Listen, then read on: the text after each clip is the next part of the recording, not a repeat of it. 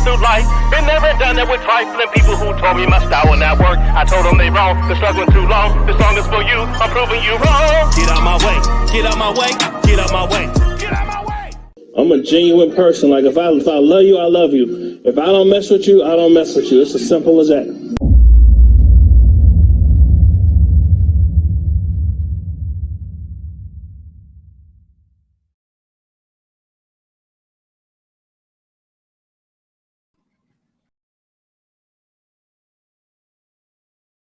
What up, what up, what up, what up, what up, y'all? What's good? Hey, what's going on? Hey, what's going on? What's up, Candy Cane? Hi, Atmos. How you doing?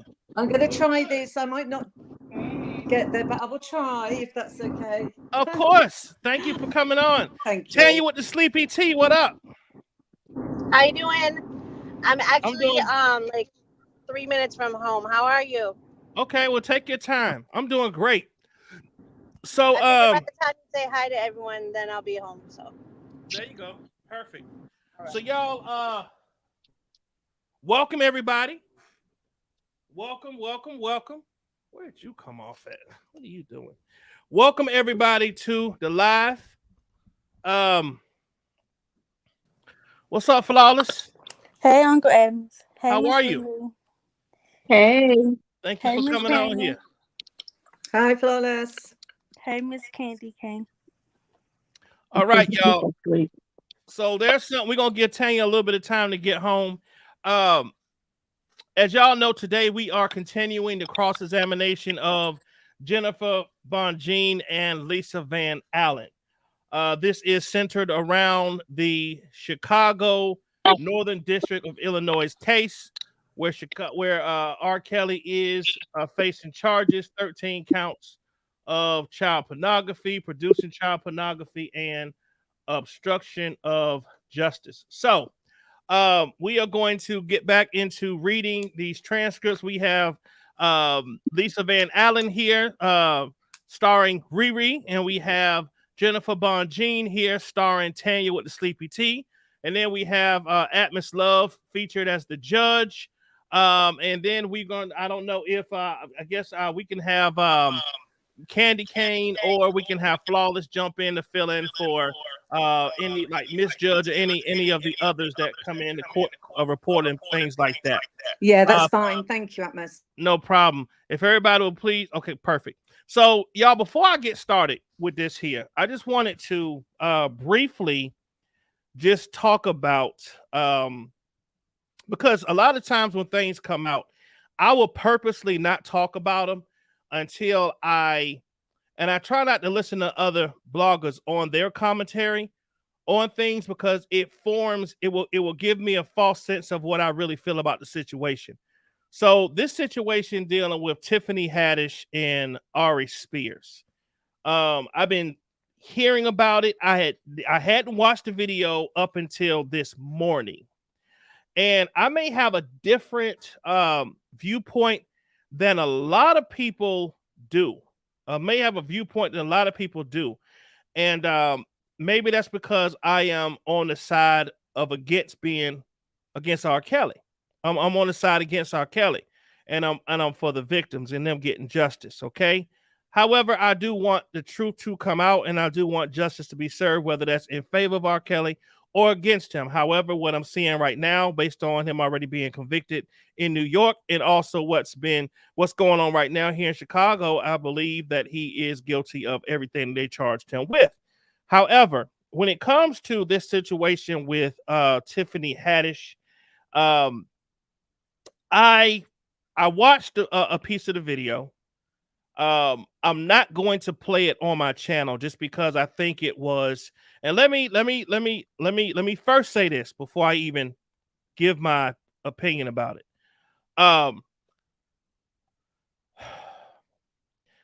I feel like the visual depictions of what happened and the skit in itself are appalling. I think if you have children, you're a mother or a father, a grandmother, aunt, uncle, and you see something like that, visually, it puts you up in arms. It makes you like disgusted to your stomach. Okay. You hear them playing. Whoever watched that video, you know, that they're showing the scene with the uncle supposedly, you know, prying on the little kid. I don't know if he's 8, 9 years old. He's sitting there in his underwear playing with toys, and the grown old man is sitting there looking at him through cut open eyes in a newspaper, licking his lips and things like that, and putting lotion on the little boy's back. It is extremely disturbing to watch. So from that viewpoint, yes, it's appalling, it's disgusting, and I hate it to see that. Now let me flip it, because the truth is these things actually happen in real life. And it's hard for people to face the reality because they may have been, what's going on, Bling, my baby? How you doing? I'm always in the bushes. Got to say hi. Thank you. Thank you. When people are faced with a situation that they have either they learned about or they knew about something that happened in their own family, maybe with their own uncle or father or stepdad or daddy friend, it hits a lot different when you see it played out in front of you. It's easy to say, oh my gosh, that's horrible. Oh my God, that's horrible. They should lock them up. Da, da, da, da, da. That's not funny. I agree it's not funny, but it's real. And I think if people were to take the message out of what they're trying to show, and then, you know, people got upset because they played R. Kelly music behind it, you know, saying that, you know, that's a pedophile and R. Kelly not a pedophile. And I get it. However, it's not far from it. It's not far from it. So I just want people to look at what the message is, to say, listen, you may not want to watch this. You may not want to talk about this, but this is the reality of what is happening in people's homes right now as we speak. There is an Uncle Fester, an Uncle Leroy, an Uncle Bobby, an Uncle Pookie that is sitting there watching and lurking and can't wait to watch your kids. There's a stepdaddy who came into your life because they simply want to prey on your kids. These things happen. So yes, it's distasteful to watch, but it's the truth. It is the truth, and people hate to hear the truth. And the people that are going the craziest are those damn R. Kelly supporters. Why? Because it's just too real, and it fits too close to what we're talking about on this channel every day when we read these transcripts. You hear about this man going after 12, 13, 14, 15, 16-year-old little kids. Now, people get upset when I say they little kids, but let me ask you a question. Anybody with a child that's 14, 15, or 16, you know goodness well they don't know a damn thing about life. Nothing.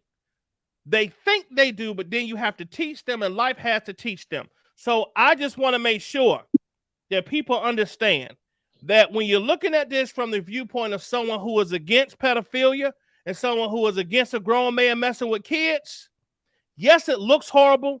Yes, it sounds horrible, but it's kind of like it's about damn time that somebody is bringing the reality of what is going on in the real life behind closed doors.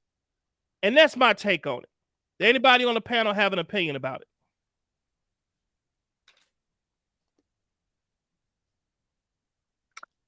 I mean, I'm in complete agreement with you. I'm in complete agreement with you. I only seen just a small snippet of it when he had the little boy rubbing the lotion on it, on him. I read about how the sister felt like the two of them were grooming her and her brother. And my other question is, where was the mom to even allow this to even happen? And the dad, you know, where were the parents at it to allow for their child to be even take part in this, you know? Right. And then it's, you know, for all those. And here's something else too, Riri. You got a lot of child actors who participate in stuff all the time on TV where they get molested or somebody touching them, and no one ever goes up in arms about it. You know, but when you see you know, it reflected in, and this has nothing to do with race, but in a way it does. When you see a black man and a black woman with a black child doing it, and it's right there in front of your face, it's like, oh my God, that's horrible. How can they show this? How can they do this? Right? Exactly. So that's just real. It's just real. And so it is the realistic situation of an element of what we are reading these transcripts for, because there are other R. Kellys out there, people that grew up to his music, people that sit there and pray and that are enjoying watching these little girls that are fantasizing about how they were, people that still probably watch that tape of him with RL. Right. Okay, that are really amused at this. You never know how sickening R. Kelly's brain is over there, just sitting there reminiscing on all the times he was with all these victims. Why the hell you think he wanted to go to court? So he could see these damn people and reminisce. Right, and also so that he did ask he did request to see and view the tapes, which I think is sickening. Even though he is the person on defense, I know where his mind was going with seeing that, you know. And then people that are saying that these children, anybody under the age of 18, that they're grown and this and that, a child's mind does not fully develop until they're 25 years old. That's just facts. That's what the doctors and the scientists and everybody else is saying. So no, these children had no idea what they were getting themselves into. They thought they did. And then once they started having sex, they felt like, oh, okay, I'm grown. I'm an adult. I'm doing the same thing adults do. So yeah, I'm grown. I could do what I want to do. But they don't have the maturity to handle it. And there's a purpose and a reason why we say that they are children, because they still need guidance from adults. Indeed. I really agree with you. Indeed. All right, y'all. I just wanted to give my take on that. People was asking why I didn't speak about it yet, why I didn't talk about it. That's just how I feel about it. I feel like if you can look at this outside of what you're actually looking at, understand that it is a disgusting, appalling, despicable skit. But the message behind it, and the truth is, we are going through a trial right now of a man who was teetering the lines of pedophilia. And in some people's cases, a lot of predatory acts. Okay? So it's not too far off when there's something that you are disgusting and focusing on. It makes sense. It sucks. It's horrible to see, but it's the truth. Okay? So y'all, we about to get into this. I have these amazing people on here that are going to help me bring this thing to life for you.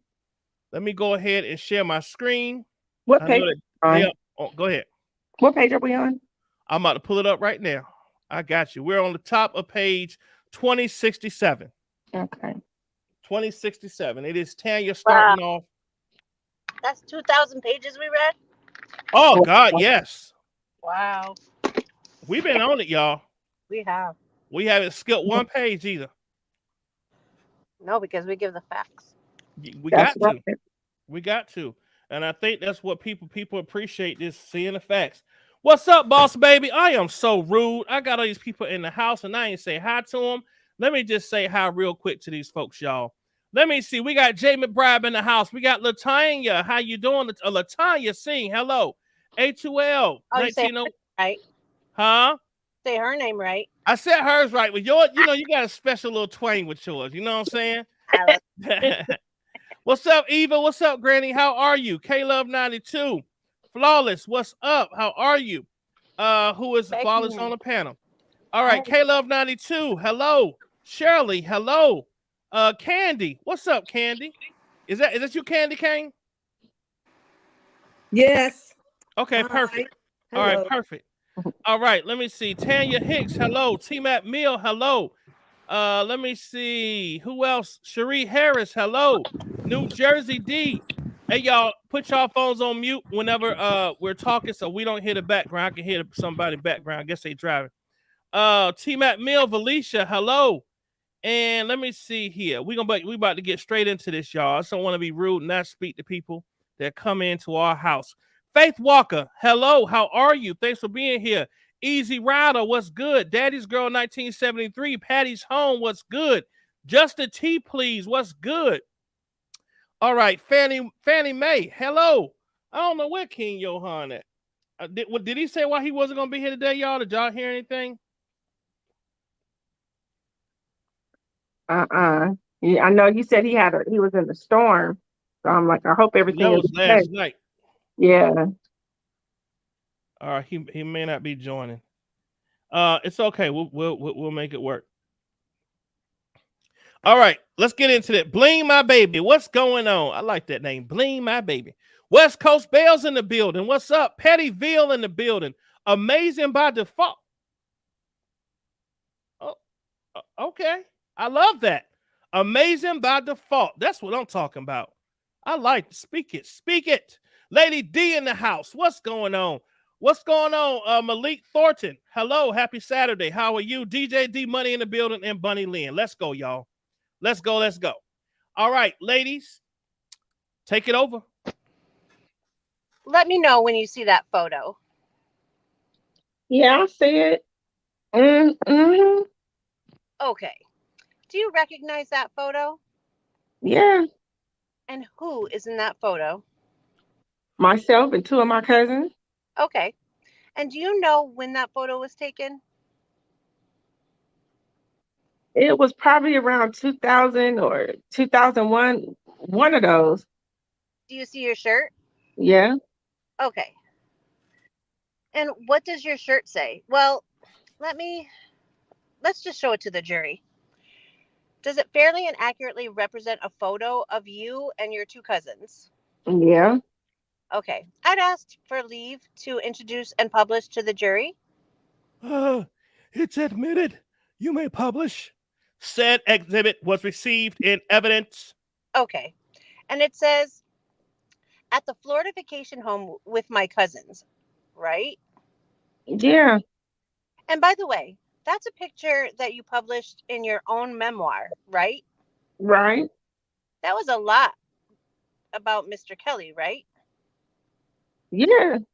And this vacation home was the vacation home you shared with Mr. Kelly, correct? Yes. He come. Well, it's his house, right? Yes, it was his house. It wasn't your house. It was his house, right? Yeah. Okay. And were you on tour on this TP2 tour with him? I'm sure. Yeah. Yeah, I believe so. Okay. And these were your cousins visiting you at the Florida vacation home, right? Yeah. Okay. Take that down. Okay. Could we show it to the witness, please? This is Defendant Kelly 113. Candy Cane, can you read Miss Cohen? Right. No, 115. Oh, I love your act. I do too. Oh, I'm sorry, 115. Do you recognize yourself there? Yeah. And what do you is that a picture of you? Yeah. Does it fairly and accurately represent you? Yes. And where were you? I think on the tour bus. A tour bus or His tour bus, yes. his tour bus? Yes. Okay. I'd ask for leave to publish to the jury, introduce into evidence, and publish to the jury. All right. It's admitted. You may publish it to the jury. Said exhibit was received in evidence. Okay. Is that a photograph of you on Mr. Kelly's tour bus? Yeah. Okay. And is this how you traveled with him from time to time? Yeah. Okay. And do you know when this was taken? Probably around the same time. Probably. Which was? Probably 2000, 2001, somewhere around there. Do you remember what month it was that you said you left him in 2001?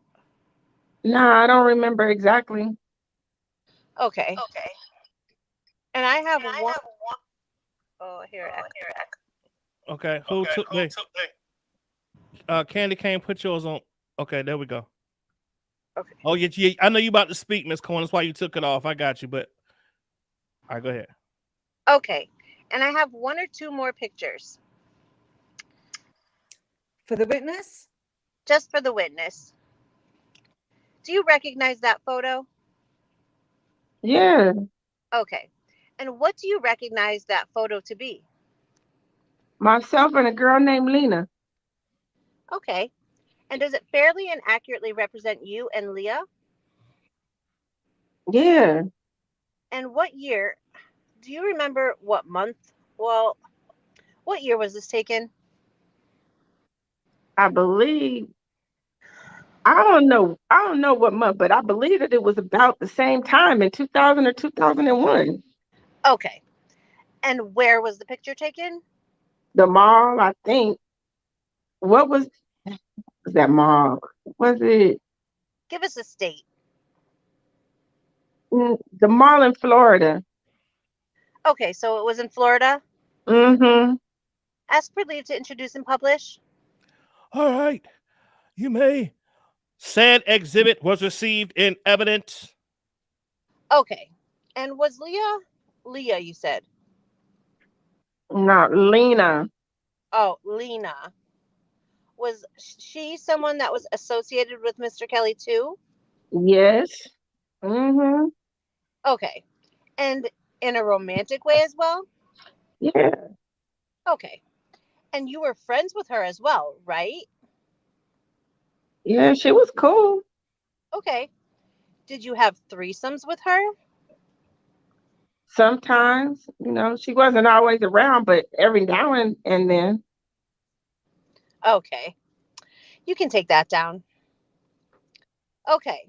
Now, you have said that you left Rob in around 2001, but it sounds like that relationship continued off and off and on for the next what, 6 years or so? About, well, until you testified against him anyway, right? Until 2000, till '07, yes. Okay. And you decided to leave Chicago, according to you, because it just wasn't the type of relationship you wanted to be in anymore, right? Just I wasn't progressing I just wasn't doing much of anything. Right. Understood. And you decided to move back to Atlanta, correct? Yeah. And I think you testified that before you left, you took a videotape from his duffel bag, right? Yes. Did you take more than one videotape, Miss Van Allen? No. Just one? Just one. And you testified that you were specifically looking for this threesome tape with Jane, but you were actually just looking for any tapes with you on it, weren't you? I mean, honestly, I don't even recall. I don't know what I wanted to tape with me on it. I do Right, know I wanted to tape with me on it. right. And not specific to her, correct? I'm not sure at the time. Okay. Well, do you remember giving an interview on this Vlad TV? Yeah, And you gave that interview in 2000, was it? 2019? Sound about right? about right. And what was the name of the host of that show? Brad, I think. Is it Vlad? Okay. Yeah, I think. And you told him during that show that you were just randomly looking at videos, and that was the one that you sort of came across, and that's why you ended up taking that one, correct? Man, it's possible because that was the one that really upset me. So, yeah. Well, you testified that it was just the one you happened upon, and you would have taken as many as you could if you could have found them. If they had me on it, yeah, I would have taken more. But my point is yesterday you suggested that you were specifically looking for this one threesome video. But that's not true. You were just looking for a threesome video. Any video with you on it, right? I'm really, look, I don't even remember. I'm really not sure. Okay, can we, for the witness, Judge, I'd like to play a short clip for her. Video clip played. Turn it down. Closed captioning isn't great. Does it refresh your recollection about...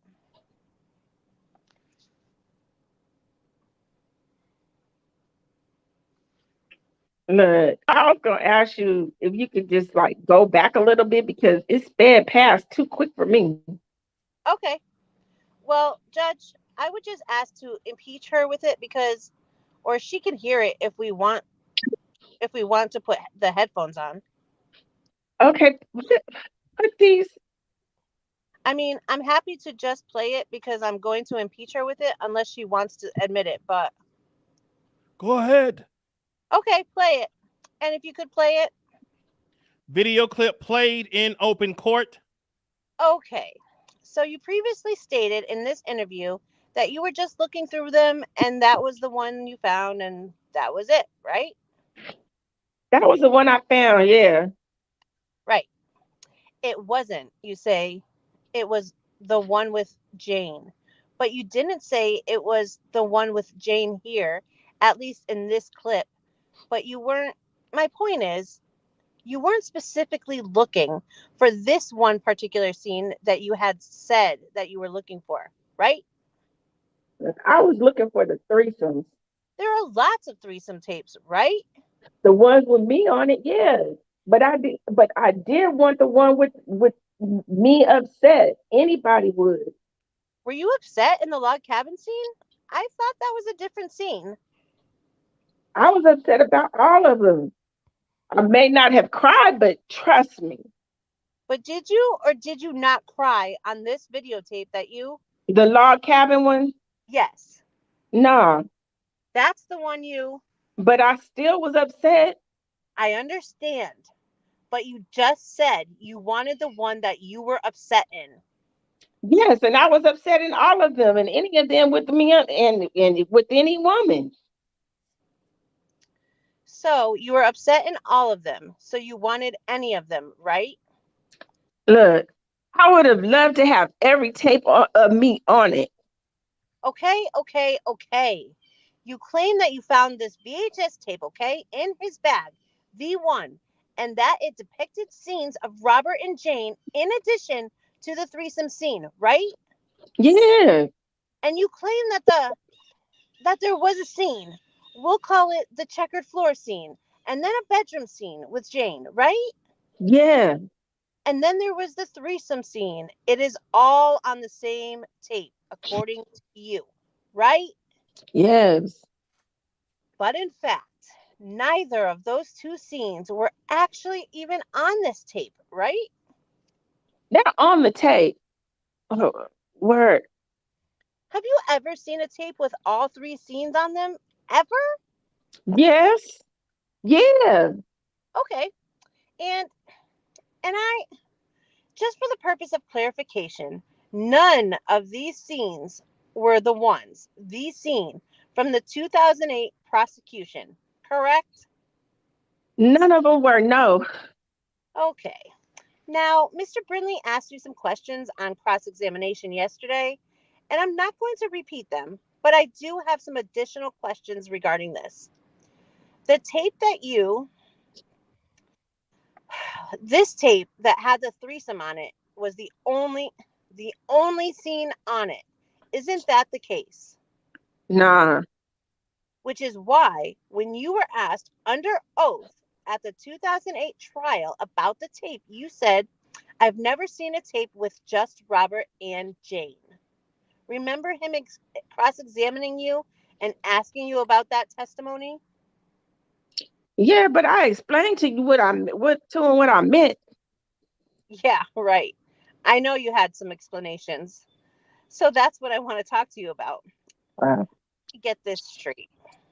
If this tape had these other two scenes showing Robert and Jane as an underage girl, you definitely would have brought that to the attention of the Cook County State's Attorney's Office when you turned state witness in 2008, right? I didn't have it in my possession.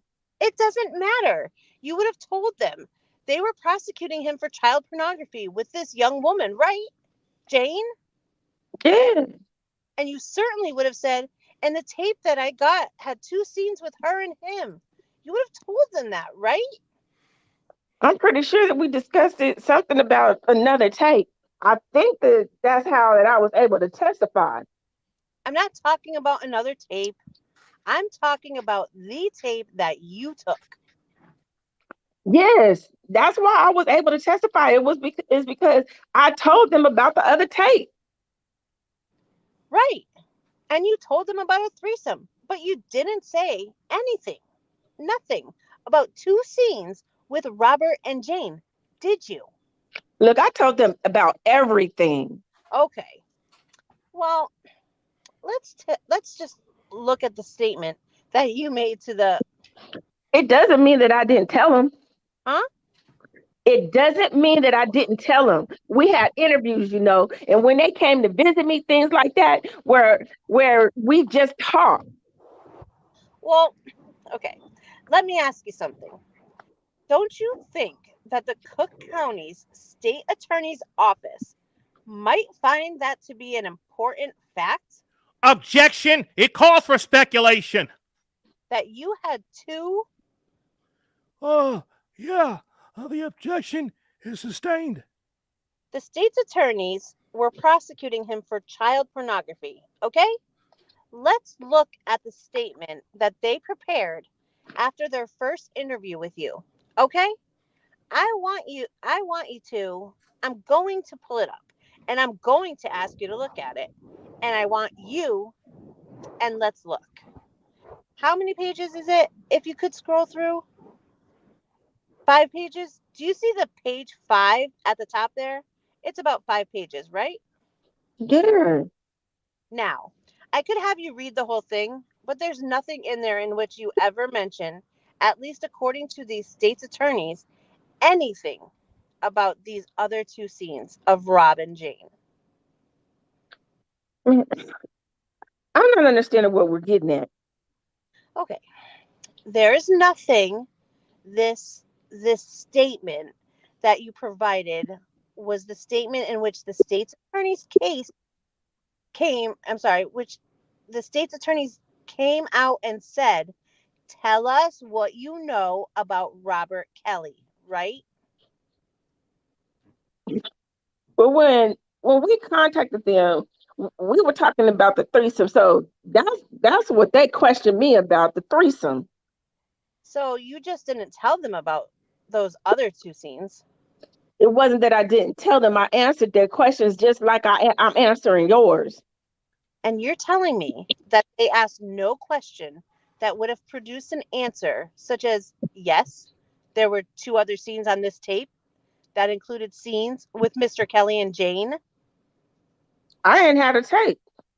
But you claim. They never asked the questions like that, no. So, of all the questions that the state's attorneys asked you, none of them got to the question of what was on the tape. Honestly, I'm not even sure what or how it even went or whatever. Okay, let's go to. I'm not going to have you read the whole thing, but I'm going to draw your attention to the part that seems to be the most relevant. Let's go to what would be the 3rd page. Okay, at the top, I want you to read to yourself the paragraph where it says, where it starts with Lisa. Your Honor, I'd like to ask that you read that they redact this, okay? They have the ability to do it pretty quickly on their iPad. Yeah, we'll do it, sure. Okay, good enough. Is that good enough?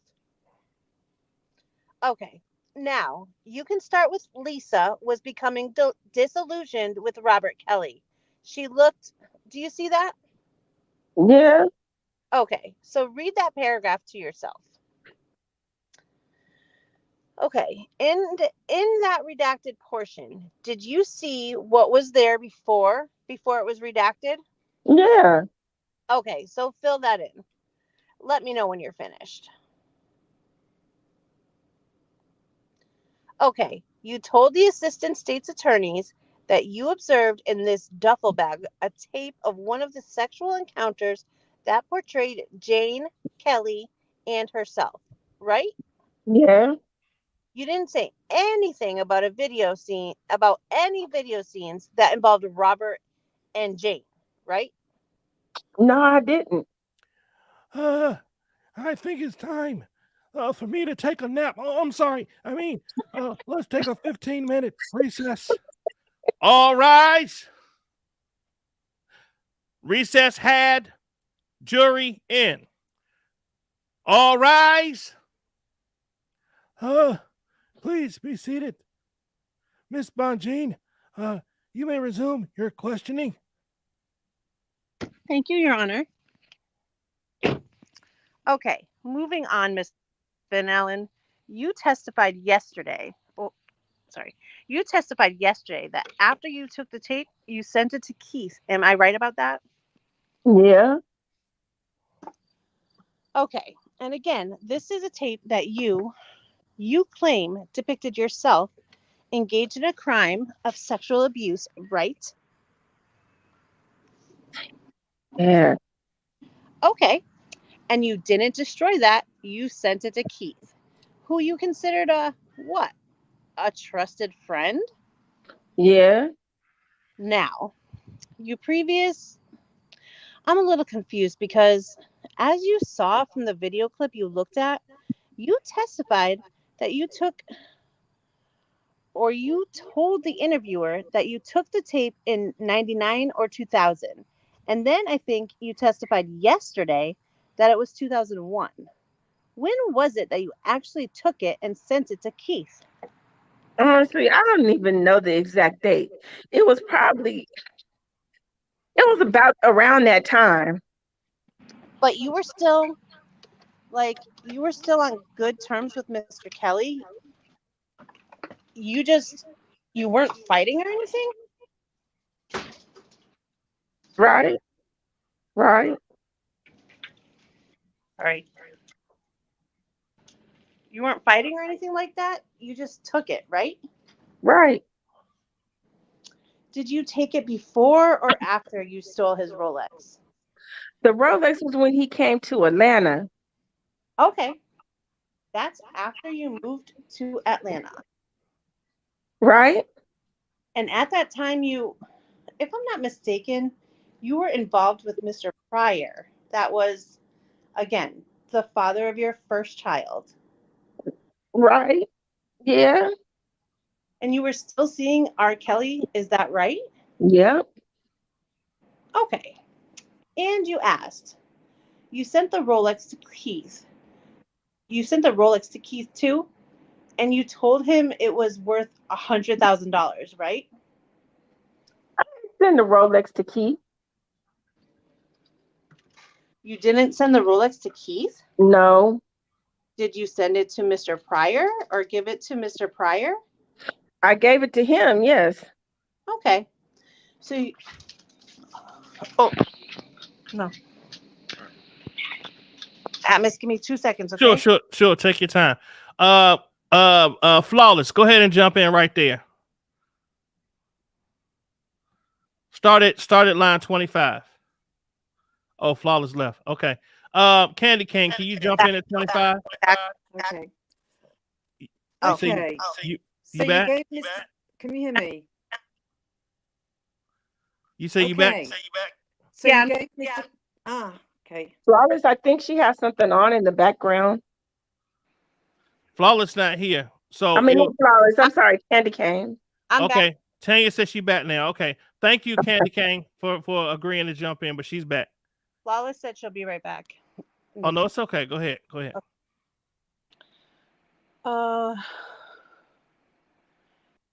We are Line 25. Okay. So you gave Mr. Kelly $100,000. You gave Mr.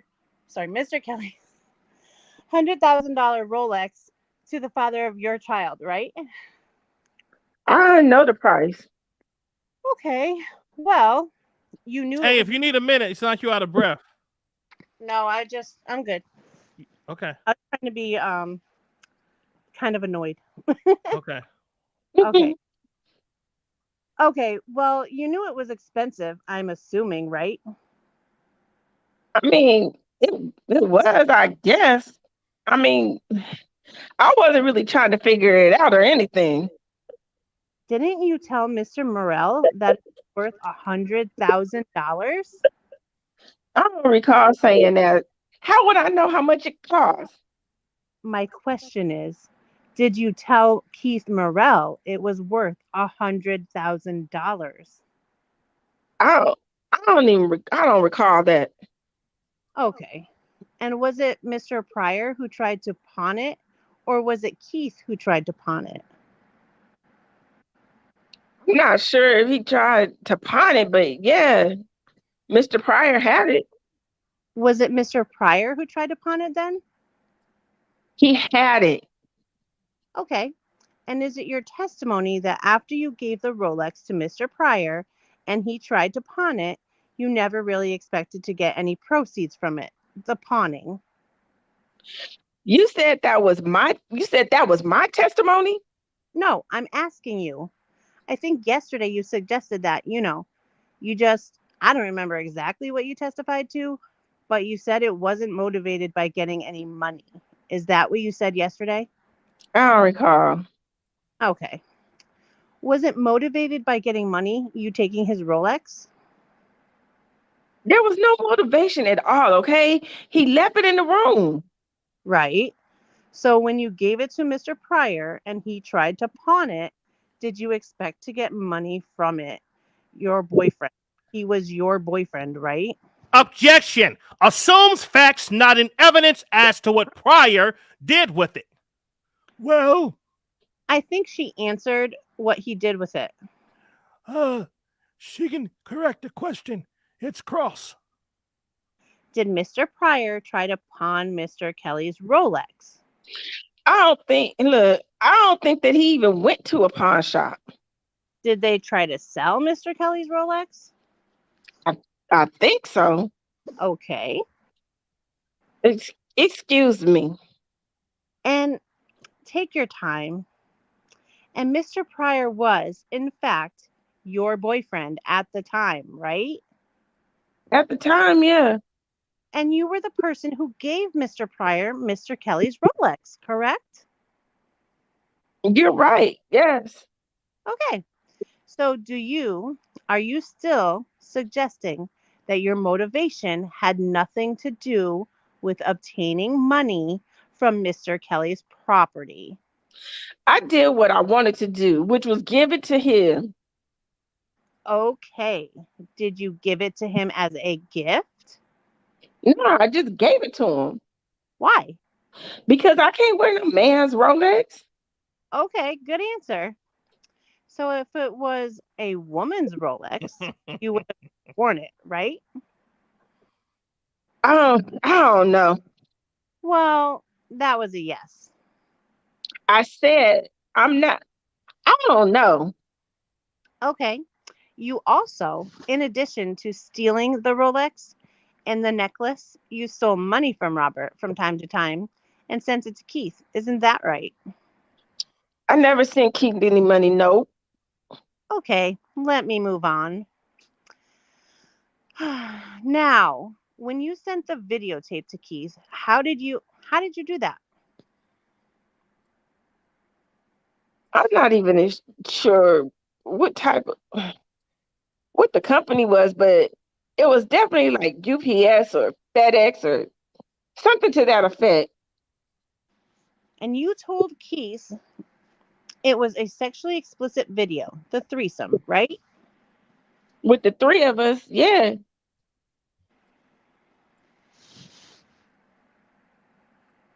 Okay. You didn't identify who was on the threesome to him. You just said it was a sexually explicit video of you involved in a threesome with Mr. Kelly and another person, right? No, I knew who it was, Jane. You later learned that he had made multiple copies of the tape, though, right? I didn't know what he did. Look, we learned after when he did this through the lie detector test, but I didn't know before that. That's the first time you found out he had multiple copies of it made? The lie detector test, yeah. When he failed, Did you give Charles Freeman a copy of any tapes? no. Now, you did actually learn that Morrell gave a copy to Freeman at some point. It sounds like, right? I was That's what I was trying to ask him on the Facebook message. Like there was a Facebook message where I asked him, did he think that he had a copy, because I didn't know anything of another copy floating around. Mm-hmm. And let's pop forward, or backwards to 2006 and 7. You were no longer with Mr. Pryor, am I correct? Yeah, we were no longer together.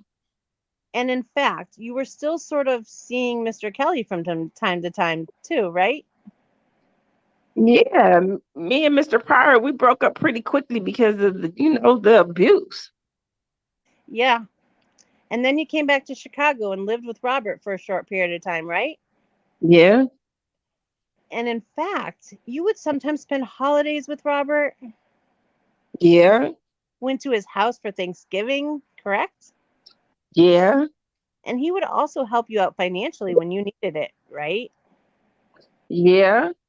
And you learned in 2006 and 7 through your trusty friend Keith Morrell that his friend Chuck and another guy named Charlucci had learned that people were quote unquote interested in the tape, right? Right. Who is Carlucci? Charlucci. Honestly, I don't even know. I know him through them as well, through Keith, and those are Keith's friends, Keith, Chuck, and Charducci. I know them through him. So I don't really know what he does or anything like that. And isn't it true that Charlucci said either to you or through Keith to you, or at least you got the information, that a syndicated talk show host by Kimora Lee Simmons was interested in buying that videotape? Objection! It calls for hearsay. It's not for the truth, or, I mean, it's for her. What her knowledge was, and it relates completely. Yeah, not for the truth, but for whatever calls her to do or not do something. Right. So you heard that though, that this show that was apparently being hosted by Kimora Lee Simmons, who's a pretty big celebrity, right? Yeah, That somehow she was interested in buying this tape. that's what Keith told me. Yeah. Right. And did you say, well, that's not possible? Shows would never buy child porn. Nah, I didn't say that. They might buy a sex tape of grown adults, but they wouldn't buy child porn. Did you say to Keith that doesn't make any sense? Why would the media be buying child porn? Look, I didn't say that. You didn't say that because the sex tape involved you, Robert, and a grown woman. That's why you didn't say it, right? I didn't say it because I didn't want it to be sold at all. But you didn't find it surprising. You didn't say, aha, that makes no sense whatsoever, that a media outlet would be trying to buy child porn. You didn't say, like, that makes no sense. Why didn't you say that? Objection! Asked and answered. She can answer. Look, I was more concerned about the fact that Chuck and Charluki had the tape, and they was trying to sell it. So I was more concerned with trying to get it, and at that point, trying to get it back. Right.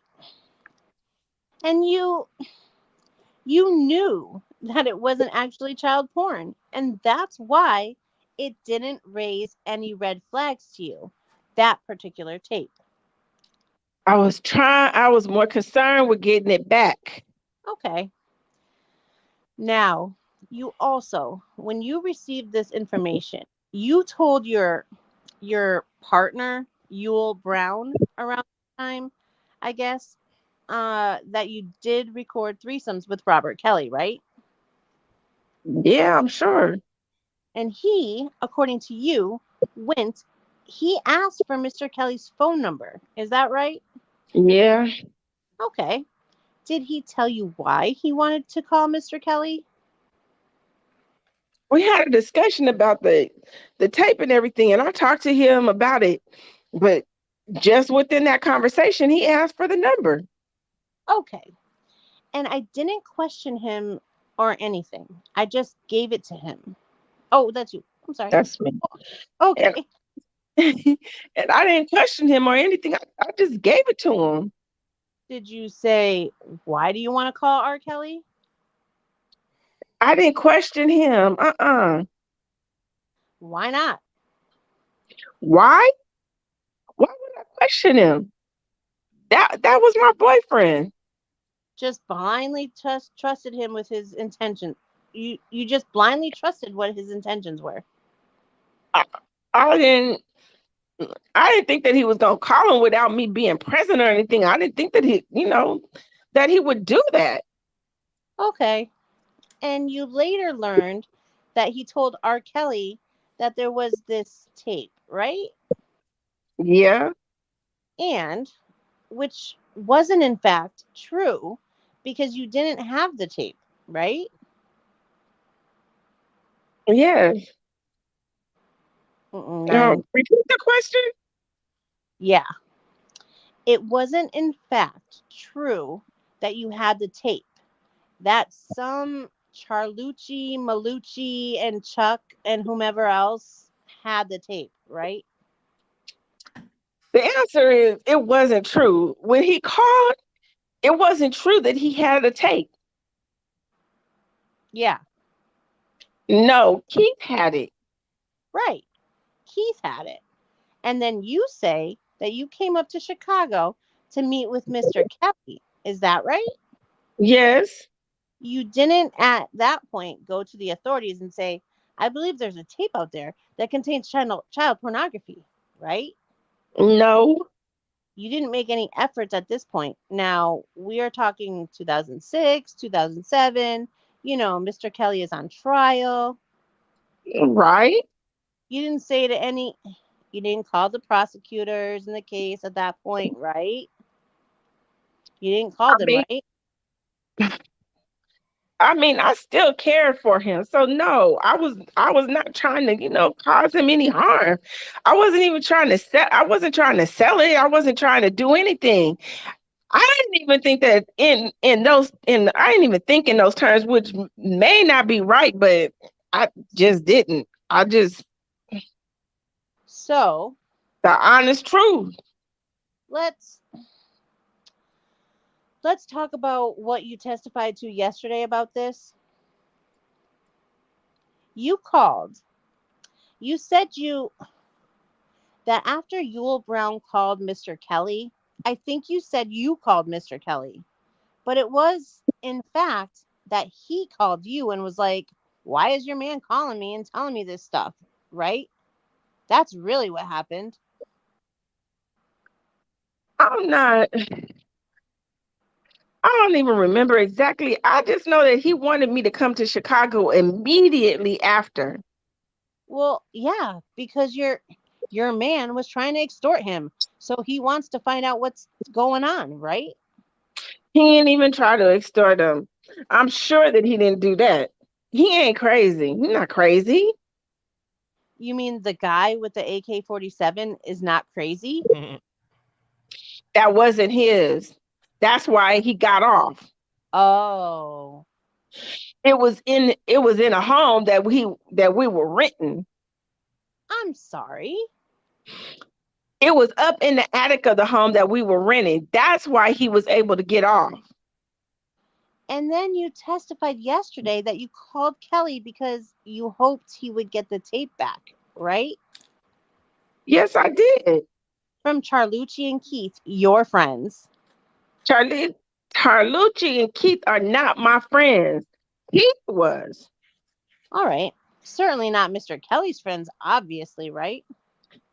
Definitely not. Okay.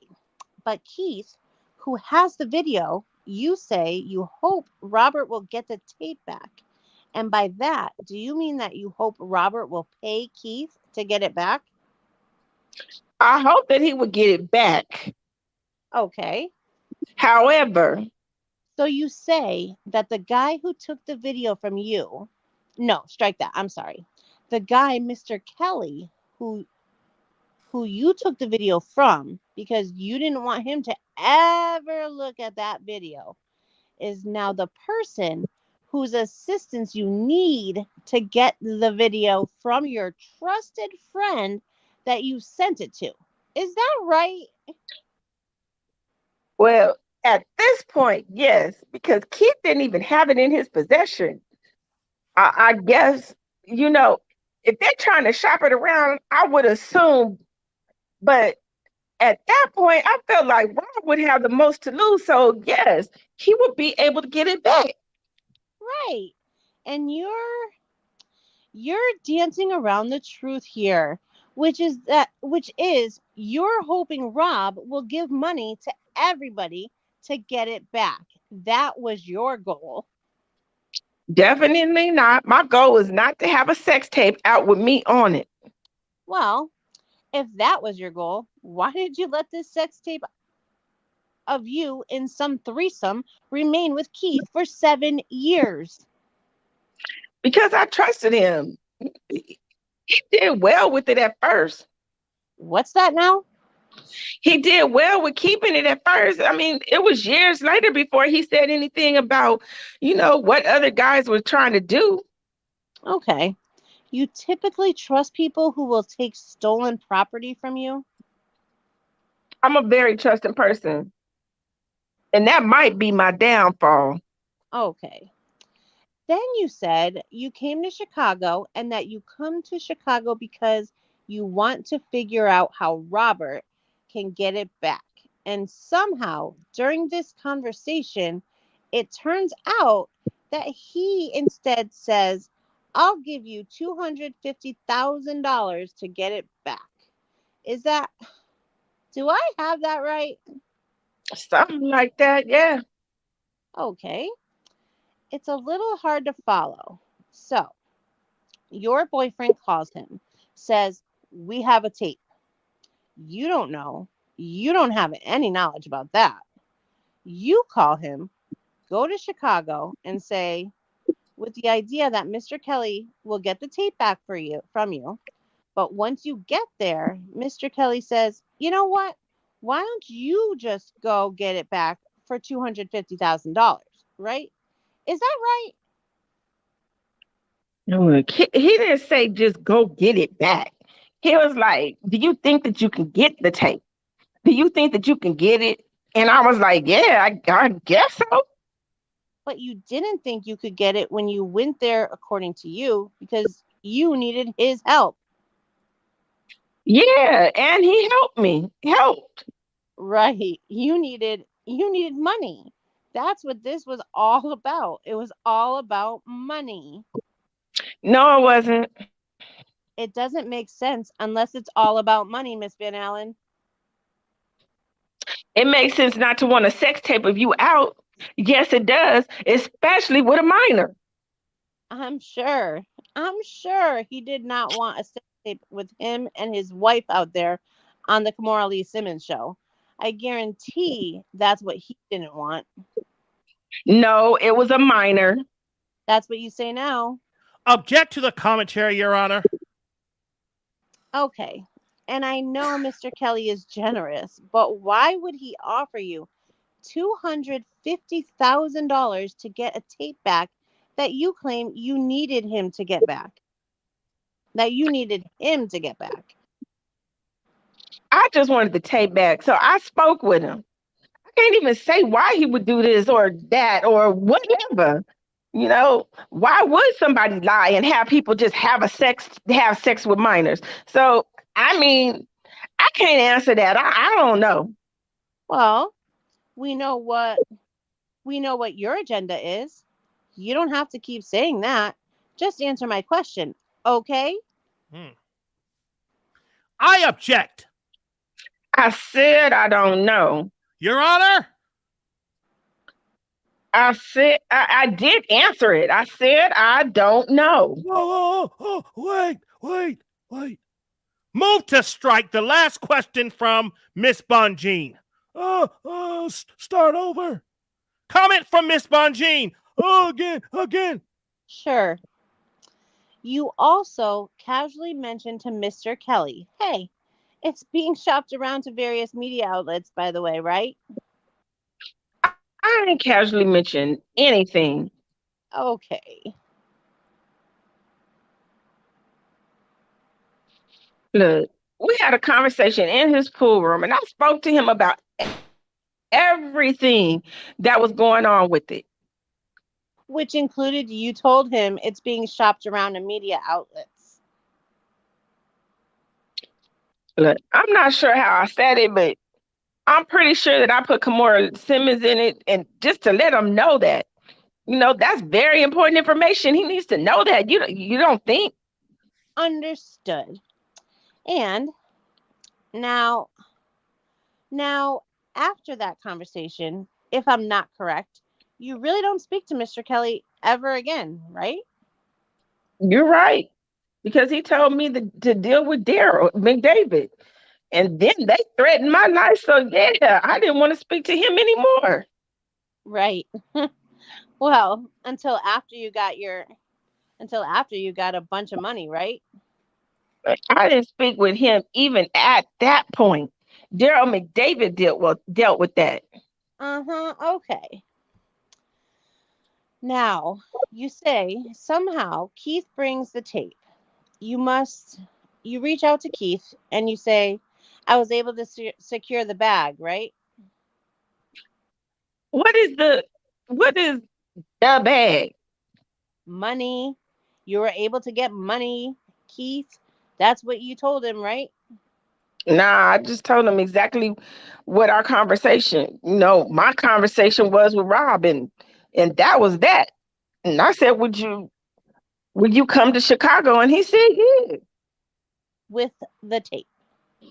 Of course, with the For money. tape.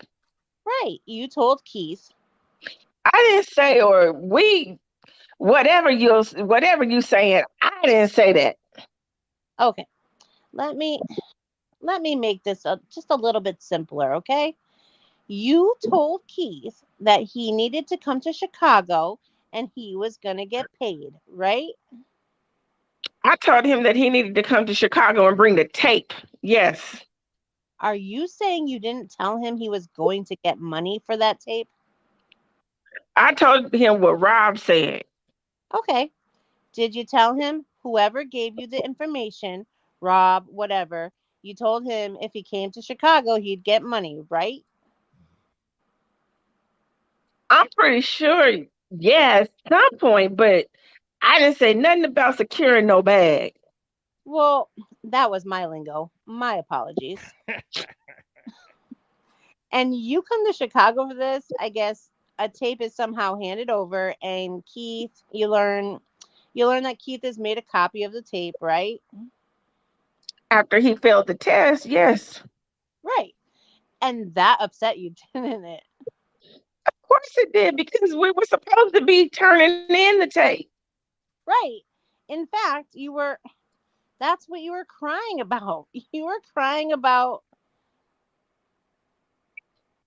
I didn't cry about that, no. Oh, can you go back down a little bit? That's not what you were crying about? I cried about because he threatened my life. Daryl. No. You cried because Mr. Morrell was confronted with the fact that you failed because you kept a copy. And you were upset because A, there was a copy out there, and B, you weren't getting all your money. That's why you cried, right? No. Isn't that what you told Keith? I told Keith what? Didn't you tell Keith, or didn't you somehow communicate to Keith you were upset and crying because he made a copy and didn't bring it with him? I don't recall saying that I was upset and crying because he made a copy, but I was upset. Okay. Because what was the point of coming down there and giving him the tape if he got another copy somewhere? Okay. Now, I want to ask you, and this is kind of my final point.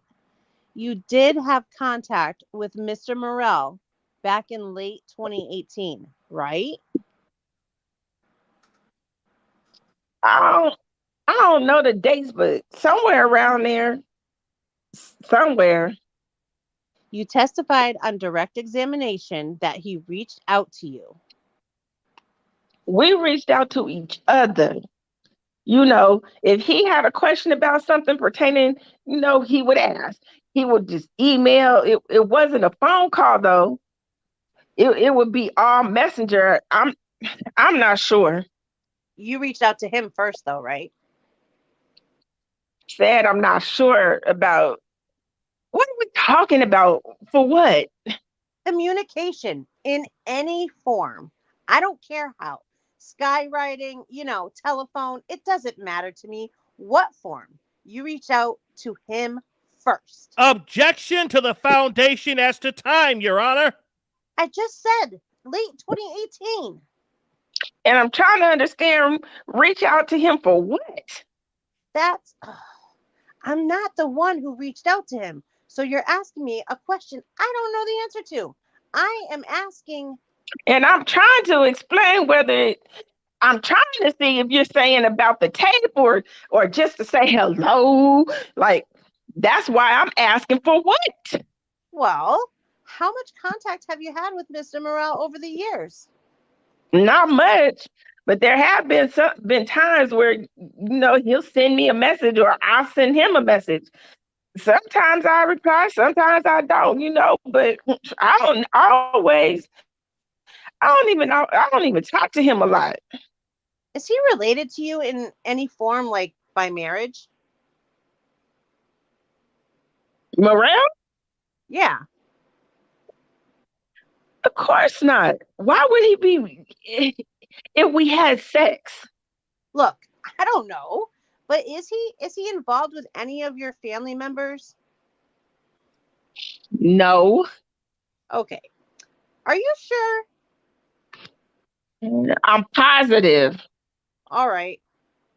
So, do you reach out to him? Did you, when was the last time you reached out to him after let's say after Mr. Kelly was convicted? Honestly, I don't know. I just know that we discussed. I know that he reached out to me talking about the Chuck stuff and saying that Chuck was trying to reach me. And then I messaged him about that. But I'm not really sure about the last time that I reached out to him. Okay. But I do remember that. Okay. Let's look at some text message or Facebook Messenger messages. Right. These are the ones that I turned in. Screenshots. Right. And he turned in too. That's good. Yeah. Okay. Look, I don't have nothing to hide. Okay. I'm going to have you look at, what are we making this? Defendant Kelly.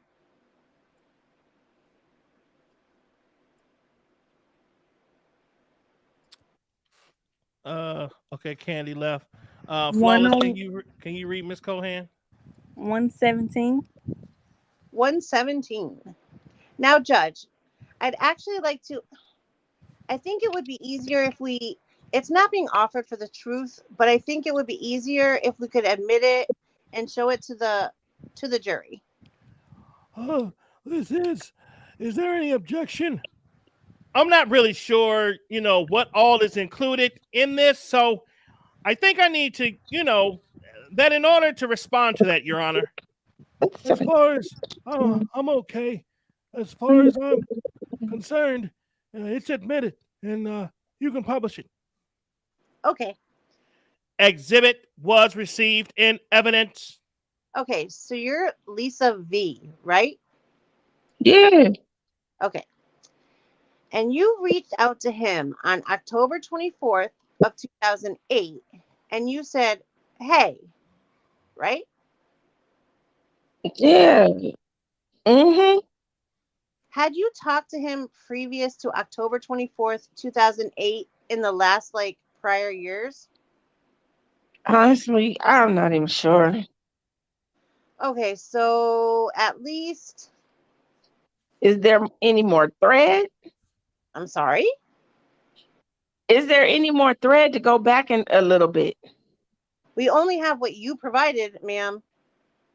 No, actually, I gave them my cell phone and let them screenshot what they needed. Oh, did you? Yeah, and we were in the same room. Well, not them, no. Okay, well, let's and did your cell phone include other messages with him? Whatever they needed, I let them screenshot. So these are texts. Were these text messages you had with Messenger, Facebook Messenger. right? So you're saying that they screenshot off your messenger.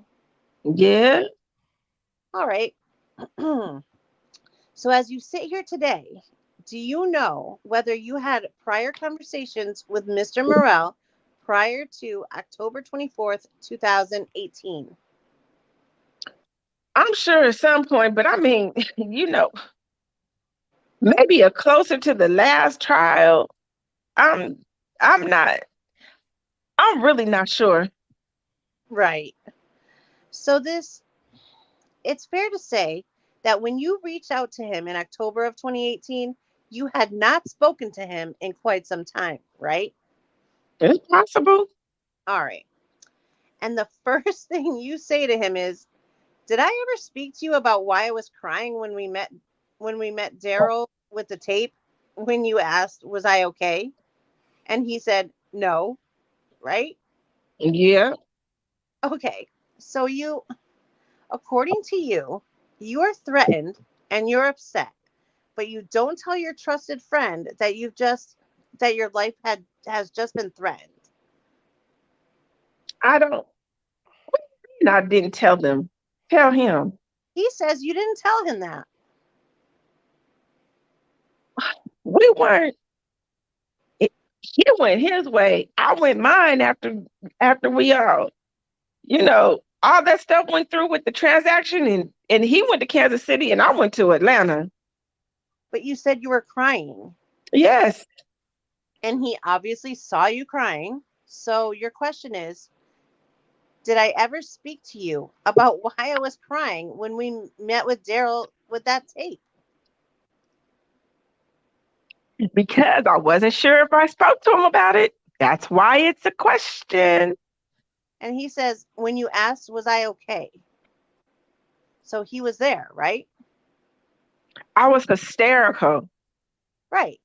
And you're saying that you tell June Brown and you tell everybody else that you were crying because you were threatened with your life, but your good friend is the one person you don't tell that you're threatened. Can't explain what I did when I was upset. All I know is that I was upset and I was hysterically crying. Right. You didn't tell him because you were upset because he had a copy and you were mad at him. That's why you were crying.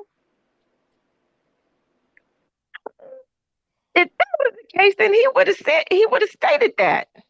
Well, I'll keep my comment. Let's go. The next one is, I didn't tell you Daryl threatened my life. He said we should have murked you from the beginning. Oh, wait, was that you? Oh, go on. No, She's repeating what yeah, she said go or on. something. I think. I think because she's telling her to move it up, probably. And you go, I didn't tell you that. And he says, wow, that's crazy, right? Yes. And then you go on to say, I'm asking. I know I haven't spoken to you in 3 years or whatever it is. I'm asking, though, because the production company wanted to speak with someone who would know he threatened my life. I told other people. I just thought I told you as well. And he says, yeah, never told me. I always was wondering why. Right? Yes. Okay. So the production company, and we're talking about Surviving R. Kelly production company, right? Oh, yeah. Uh-huh. Okay. They want some verification of this threat. And you're trying to find it out for them, right? Well, they wanna corroborate stuff. Right.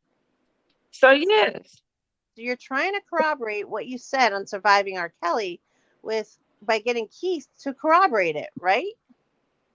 of course, because he was the one that was there with the tape. So why wouldn't I start with him? Right. And he couldn't corroborate it, right? No, because I didn't. Well, I guess I didn't tell him. Even though he was there with you and he was your good friend, right? Wasn't there when I got threatened. That's why I'm asking. That's why I asked, did I tell him? Well, by your own question to him, he was there when you were upset and crying. He wasn't there when I was threatened. Right. But he asked you and you didn't tell him. What did you tell him when he asked you? I was hysterical. Okay. So when you were hysterical and he said, what's wrong? And you didn't answer, did you say anything to him? I was crying. Right. But according to you, June Brown, who is Kelly's, friend and manager or whatever he is, you think, Right. but you told him? Yeah, he asked what was wrong. And I barely could get it out.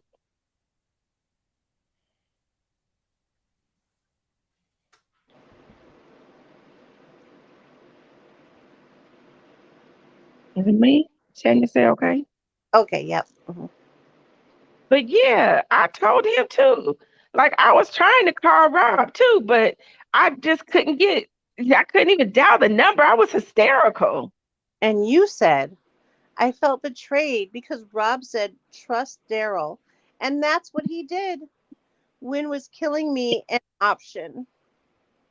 Rob would have been under the jail if that tape got out with him saying that 14-year-old pussy's shaking my head.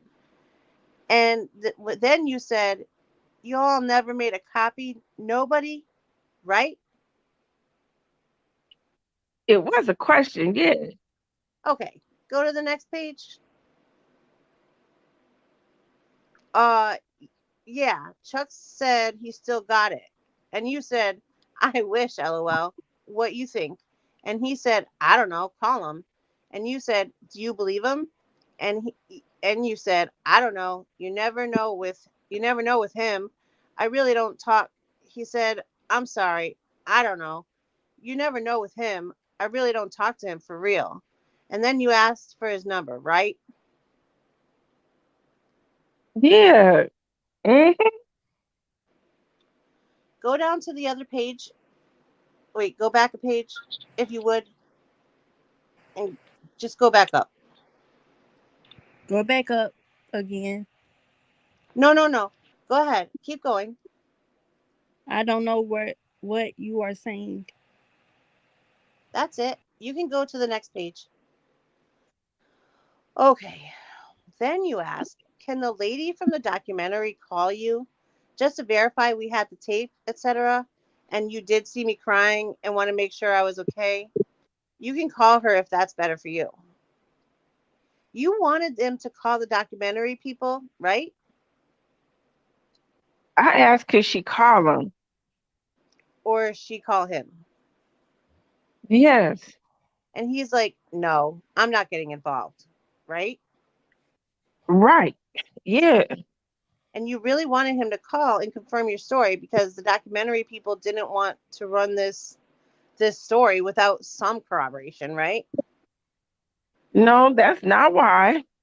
They corroborated everything anyone said. So that was no different than any other thing that I said. They corroborated all of it.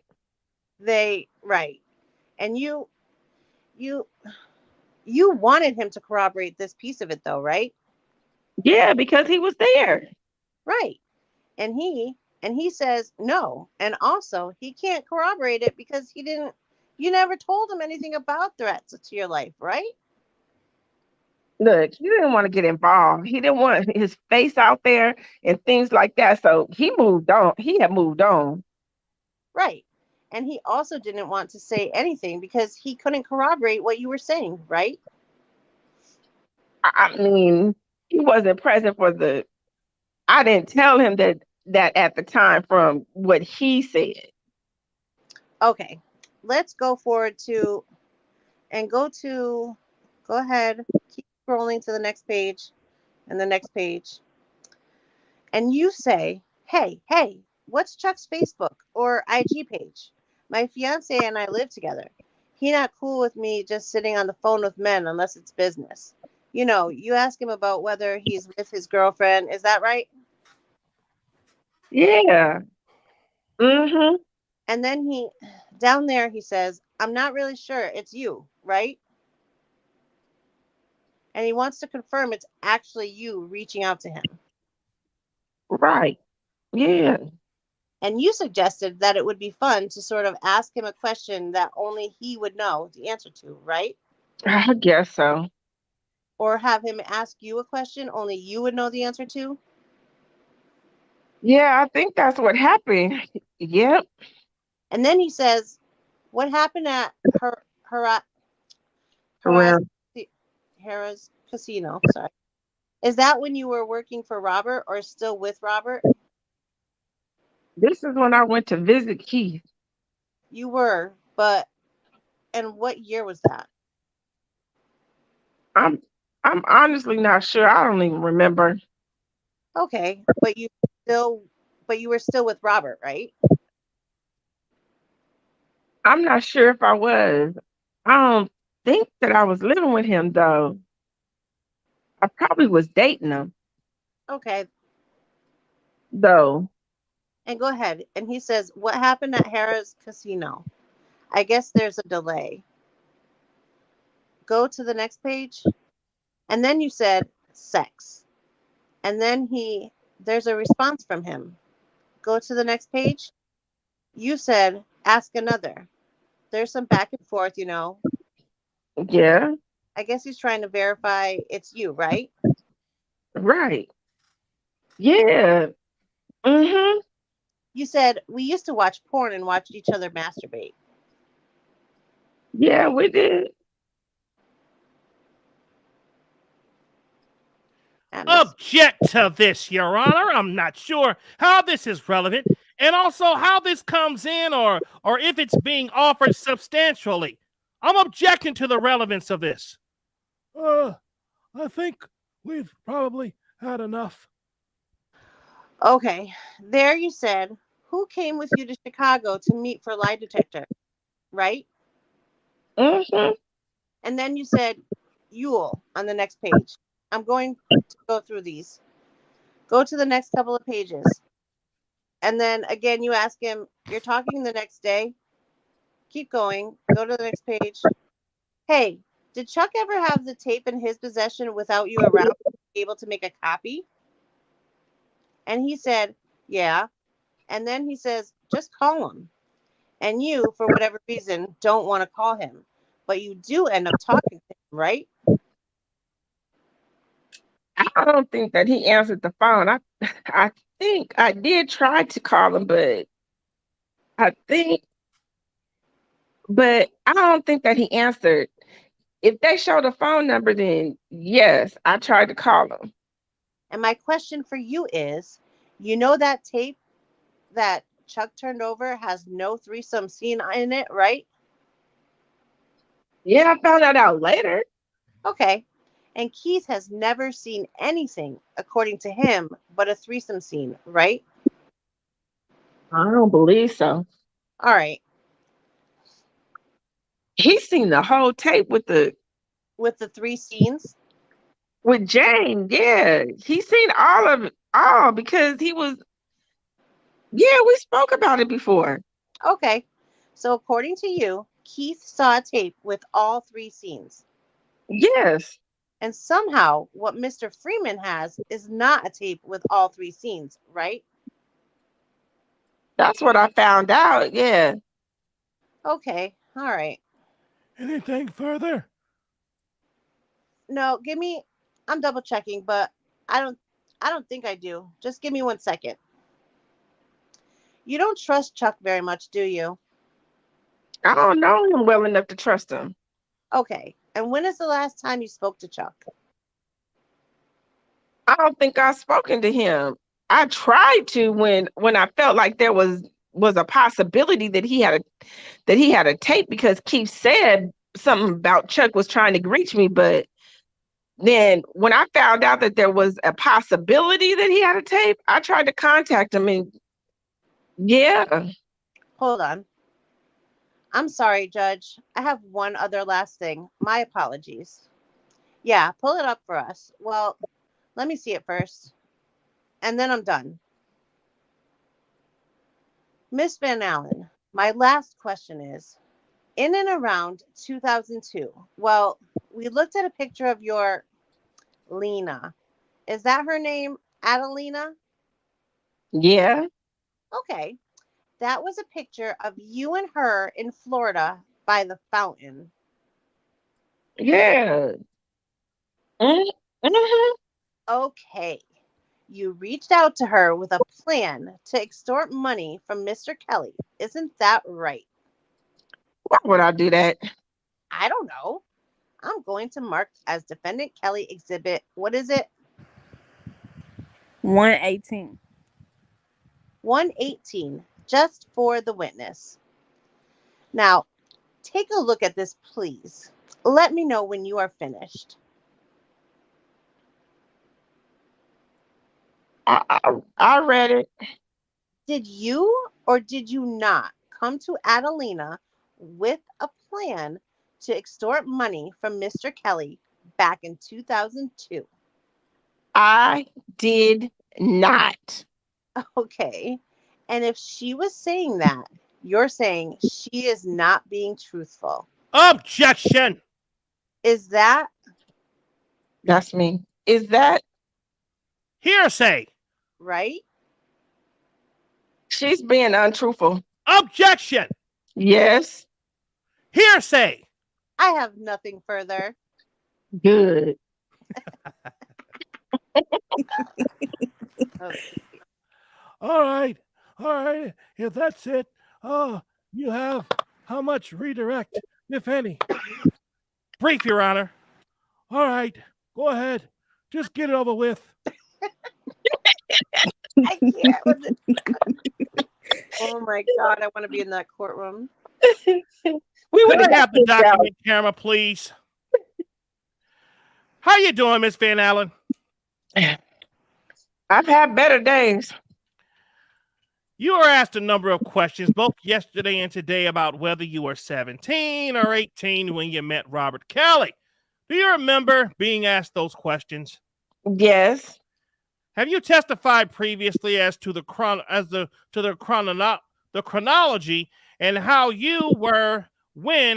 you were when you met Robert Kelly? Can you break it down a little bit different for me? Sure. I'm going to show you a document. Oh, okay. Do you remember testifying in Kelly's 2008 trial about how old you were? Yes.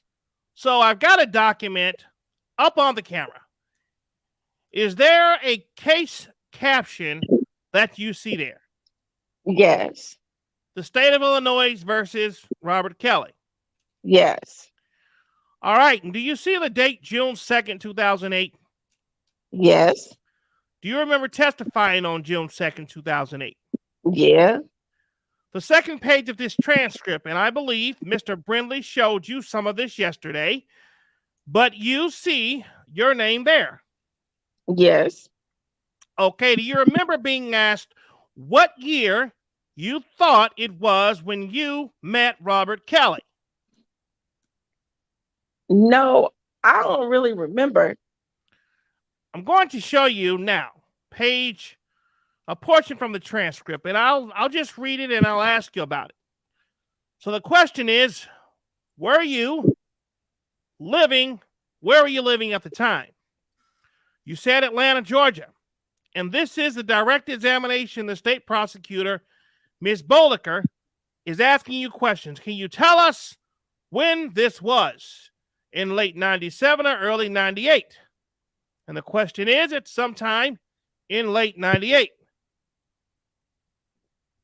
How did you come to be, that you went to Alpharetta, Georgia? Your answer is, there was a video shoot. And there was a question by video shoot. Can you explain to the ladies and gentlemen why you went to that video shoot? And the answer is, to be in it. Do you remember being asked those questions, giving those answers back in 2008? Yes. You're on mute. Ms. Bonjean, you're on mute. Sorry. Okay. Oh, wait. Okay, that's not rehabilitating, Judge. I object. That's what she consistently said she said back then. I thought. Oh, it is absolutely. I'm about to ask her a question. I thought it was pretty well established that the video shoot was in 98 and she was born in 1980. Correct. It was recently. No, Your Honor. That is not factually. And it's about to become clear when I ask the next question.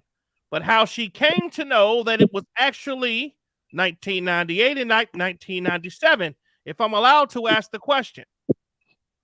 Okay, but that wasn't, he didn't do anything with that. I'm just objecting to. You're objecting before I could do anything with it, Your Honor. Okay. Whatever. Ask the question. We'll get over with this quicker. Just ask. Thank you, Your Honor. Miss Van Allen, was there a time when you thought it was 1997 at the time of this video shoot? Yes. How did you come to believe that it was 1998 when you met Robert Kelly when the video shoot happened in 98? How did I come to where I finally... Yes. You guys, I think, brought it to my attention. Prior to seeing the contract from Sony, did you believe it was 1997 when you met Robert Kelly? Yes. Did you, after seeing the contract, come to the understanding that it was actually 1998? Yeah. How old were you in 1997? 17. You were asked some questions yesterday by Mr. Brindley during the cross-examination again about your 2008 testimony about a tape and the tape that they are talking about in 2008. And you said that you hadn't seen the tape and that they were talking about before. I'm going to read this to you and then, I'll ask you and where you just to clarify what you were talking about in the exchange that Mr. Brindley asked you about. So the question is, now, Lisa, can you tell the ladies and gentlemen and his honor, if you had an opportunity to view the videotape that was, and that is the subject of the case before? Yes. And was that, in fact, People's Exhibit number 1 for identification that you, in fact, viewed in the Cook County State's Attorney's offices? And you answered, yes. And the question was, and was that just in the middle of last week, I believe, on Wednesday of last week? Is that correct? You said, yes. And you have seen the videotape before? You said, yes. And you have, and you said, no, I'm sorry. Have you seen the videotape before? And you said, no. And here's the portion that you didn't see this page yesterday. But here's the portion that you were asked about. Did you said this morning, where you hear that you saw a tape, People's exhibit number 1? Yes. And you saw it in the state attorney's office? Yes, I did. And that's the first time you ever saw that? Yes. That tape. Now, when you say that one, I mean that tape right there, or a copy of that tape. Was that the first time you saw that tape or a copy of it? Your answer was, that's the first time I saw that copy of a tape of that tape. I've never seen in Just with Just. We have to seal the transcript, Your Honor. All right. With just Robert and Jane only. Robert and Jane. Do you remember? Yes. Giving those answers where you're talking about there yesterday where Mr. Brindley asked you those questions, and in 2008 when they asked you those questions. I was saying, because I wasn't on the tape from that trial. And that's what I meant. I meant that I had only seen the tape with me on it. Me, Rob, and Jane. Not the tape with just him and Jane. Who else was on that tape? The tape of you, Robert, and Jane? Well, other scenes with Robert and Jane. Did you previously, again, under oath, in the 2008 trial, describe what was on the videotape of you, Robert, and Jane? Yes.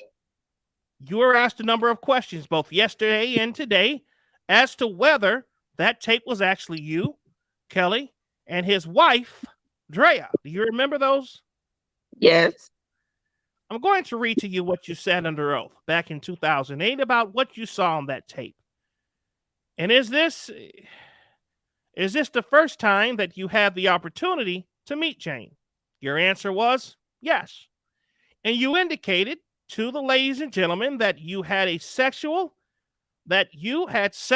relations with Jane at that time. Is that correct? Yes, we did. Can you tell the ladies and gentlemen what happened before you and Jane had sexual relations? I don't understand. The lawyers had a discussion. Miss Van Allen, our last question, I believe, was before or when Robert Kelly and Jane entered into that log cabin room at 1010 West George. Can you tell the ladies and gentlemen what was the first thing that anyone did at this point?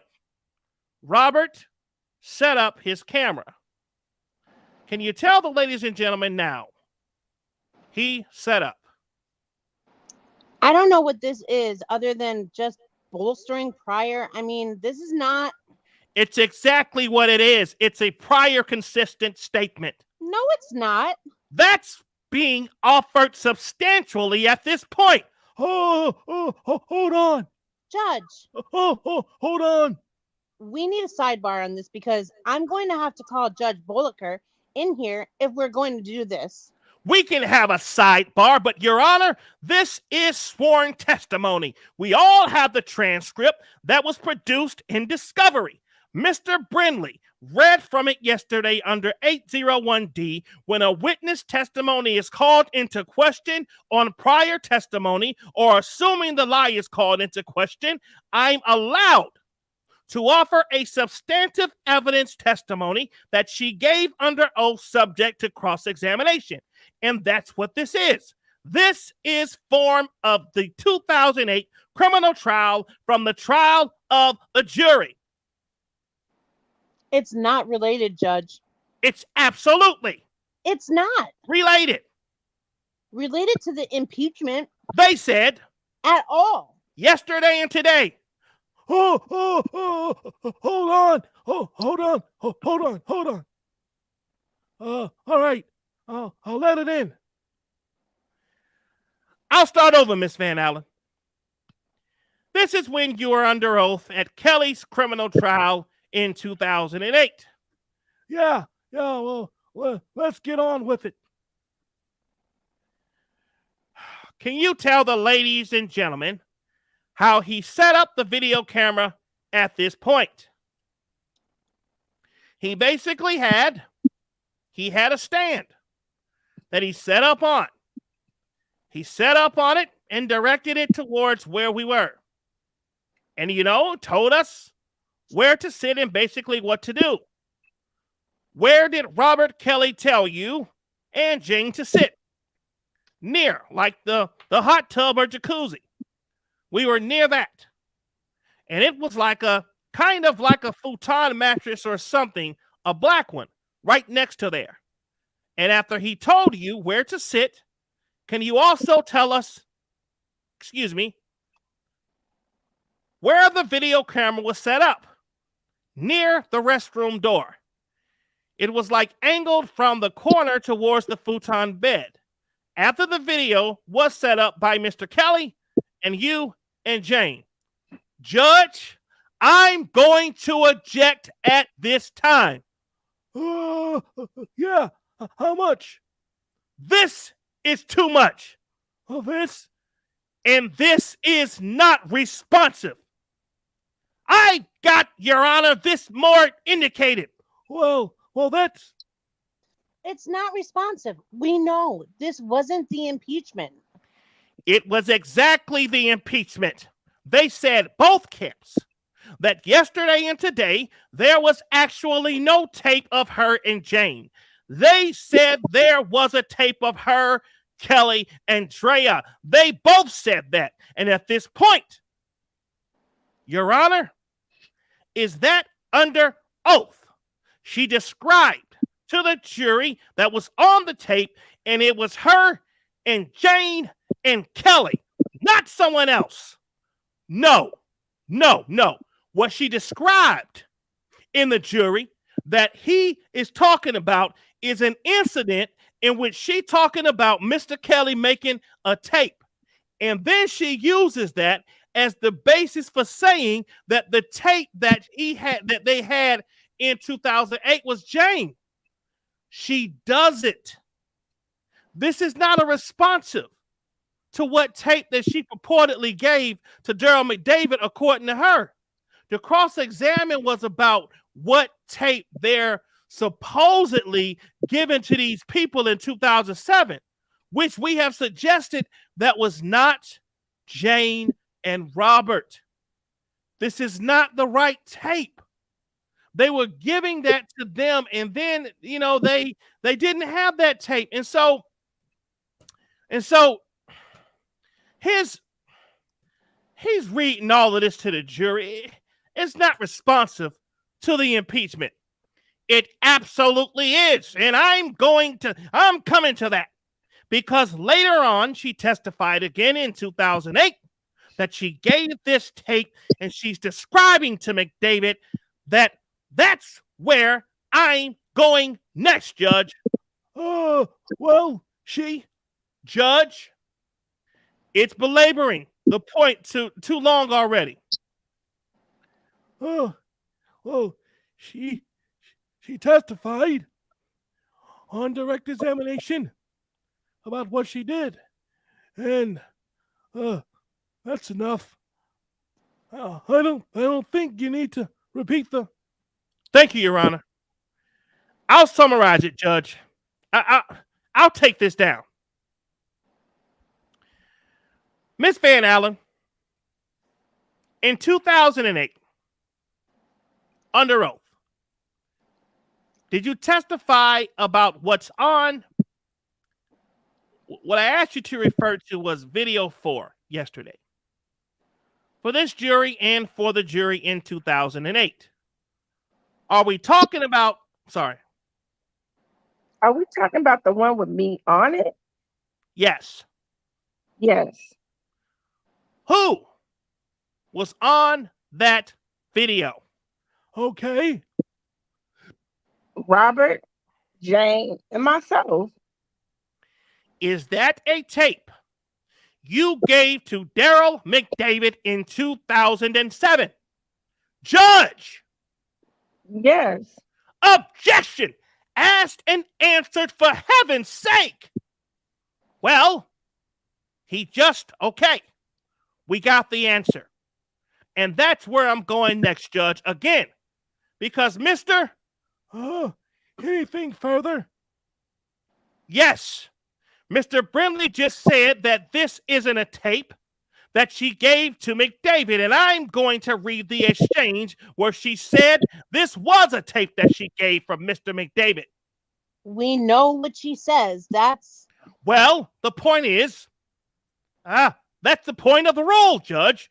This is 2008. They've suggested, Judge, the testimony that she said, they've suggested yesterday and today that she had some incentive to make this whole story up, to be on television, to write books. The point of this is 14 years ago, she said the same thing that she said yesterday, that they're saying that she's lying about. Judge, we never said she didn't say this at the 2008 trial. Agreed. He just said it just now, that he never gave her the tape. As a matter of fact, they've suggested he didn't. She didn't really give him this tape she claimed to have back then. This has all been asked and answered, Judge, under Rule 1403. I'm sorry, 14, under Rule 403. This is a waste of time for the jurors at this point. We've already been over this.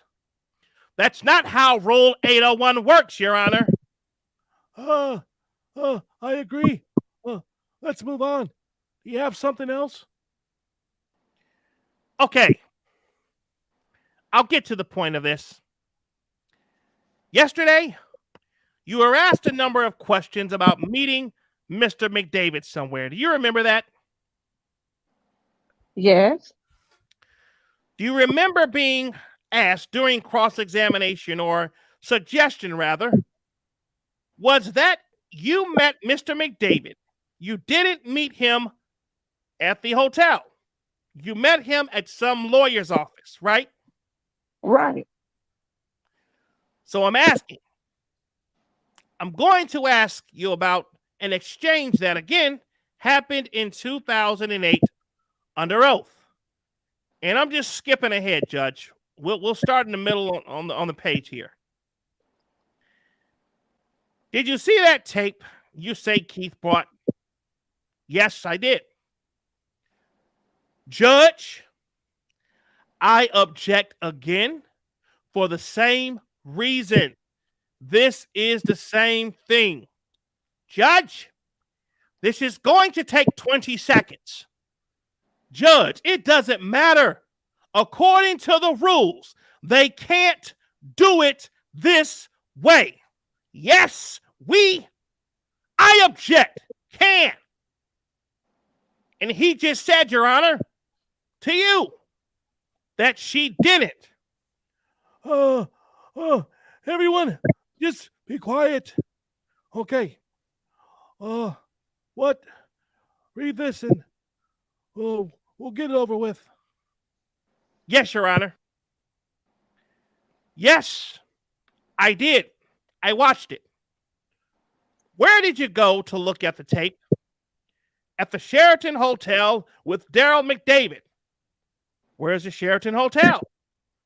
Which one? Downtown here somewhere. I'm not sure. You went there with who? Daryl McDavid. The next page and I'm done. Where in the hotel do you say you saw that tape or looked at it? In a room. It was like a presidential suite or something. It was like it had an upstairs. Who was in the room seeing this tape? Daryl was there. Did you tell the jury in 2008 that you met Mr. McDavid in a hotel?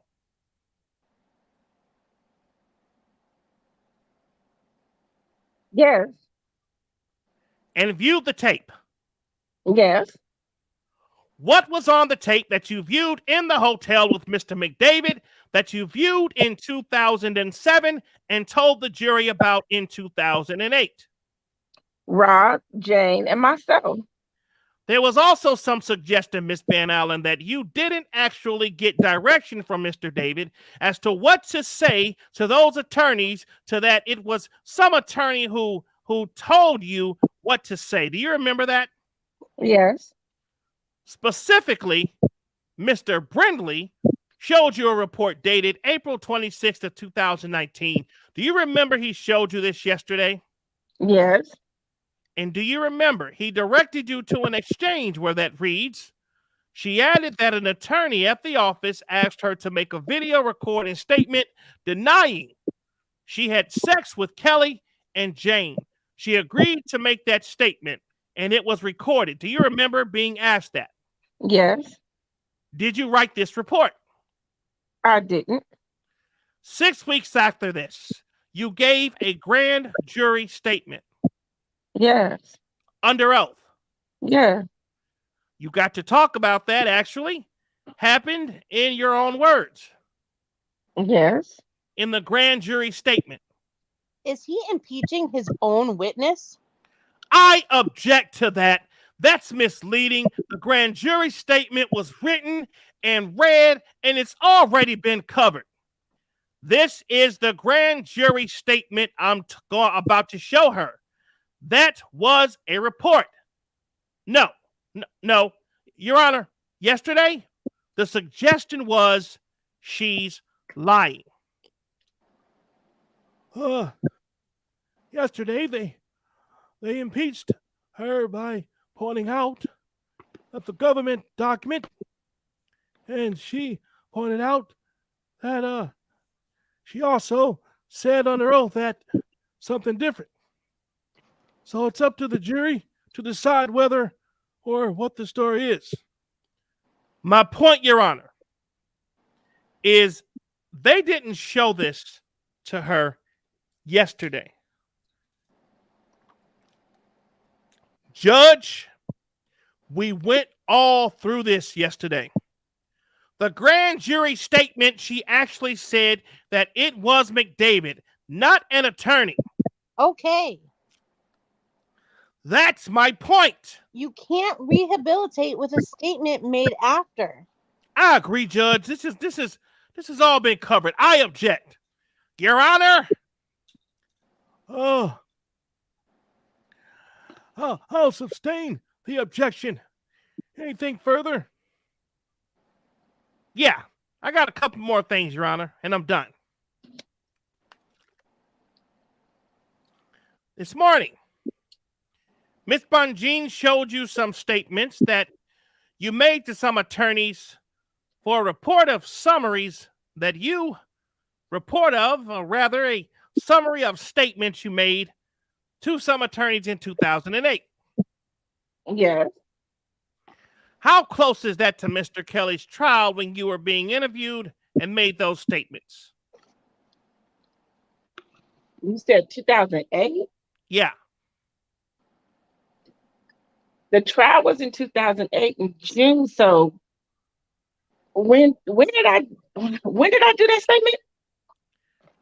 Could have been a couple of months before his trial. Yes. Remember being asked yesterday if you wanted to be one of Mr. Kelly's victims by Mr. Brindley. Do you remember being asked that? Yesterday? Yeah. Yes. When you talked about the events that happened in 2008, did you have a book deal? No.